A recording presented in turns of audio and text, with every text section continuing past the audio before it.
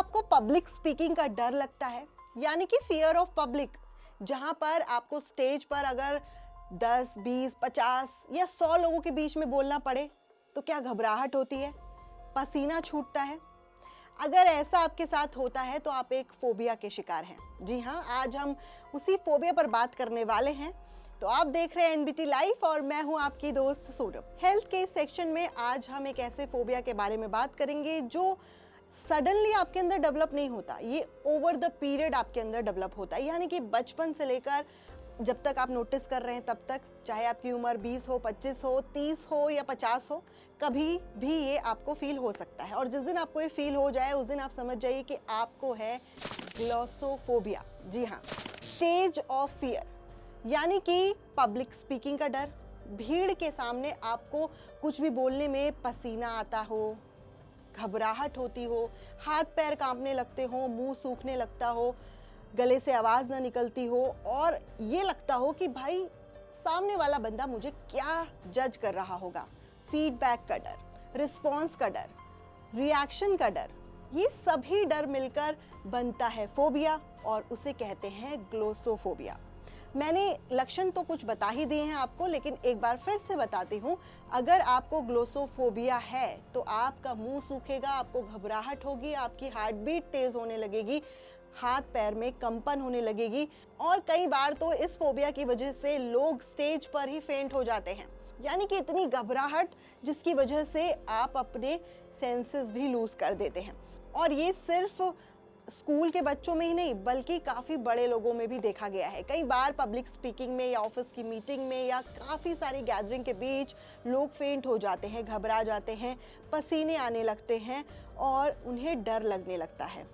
अगर आपको भी ये लक्षण नज़र आ रहे हैं खुद में, आपकी उम्र चाहे कुछ भी हो, आप 20 के हो, 30 के हो, 50 के हो, डजंट मैटर, आप किसी फैमिली मेम्बर से या किसी एक्सपर्ट से बात कर सकते हैं, किसी डॉक्टर से बात कर सकते हैं अपने फोबिया को लेकर।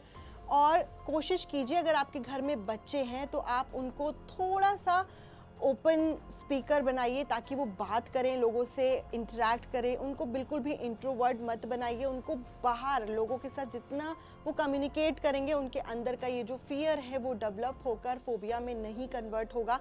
अगर वो फियर है तो भी वो फियर ही रहेगा और थोड़ा सा कॉन्फिडेंट उनके अंदर अगर डेवलप हो जाता है तो वो कभी भी इस स्टेज पर नहीं पहुंचेंगे कि उन्हें घबराहट, पसीना या ये सारे लक्षण उनके अंदर देखे जाएं।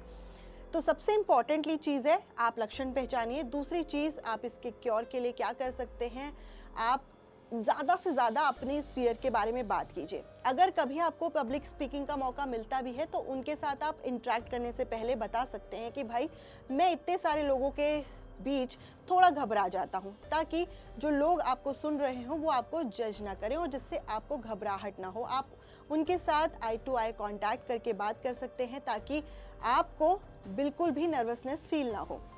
साथ ही साथ अगर आप कभी भी पब्लिक स्पीकिंग में हैं या आपको मैंडेटरी कभी किसी ऑफिस मीटिंग में कुछ बोलना पड़ रहा है तो आप अपने साथ पानी की बोतल रखिए ताकि आपका गला ना सूखे। और अगर आपको ऐसा लग भी रहा है कि अब आपके पास वर्ड्स नहीं रह गए, अब आप कुछ बोल नहीं पा रहे हैं, तो आप थोड़ा सा रुक जाइए, पानी पीजिए, थोड़ी सी डीप ब्रीथिंग कीजिए और उसके बाद फिर अपनी बात बहुत ही पोलाइट वे में, बहुत शांत तरीके से रख सकते हैं।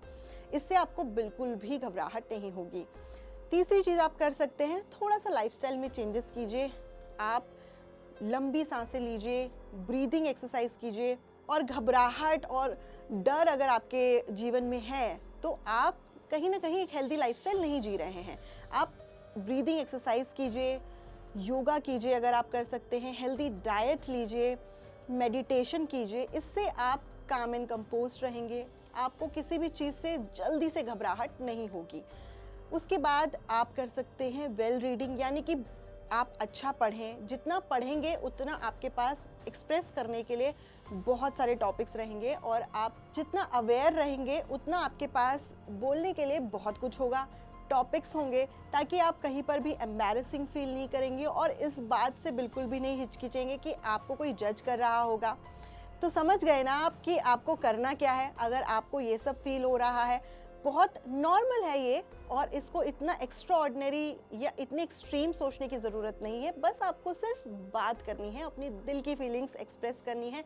एक पॉइंट मैं यहाँ पर और बोलना चाहूँगी, जो लोग चीज़ों को एक्सप्रेस नहीं करते, फीलिंग्स को एक्सप्रेस नहीं करते, वो अकेले में अपने से बातें करते हैं और वो बहुत सारी बातें अपने से ही कर लेते हैं। इस वजह से उनके पास दूसरों को बोलने के लिए कुछ भी नहीं रहता और वो बोलने से घबराते हैं।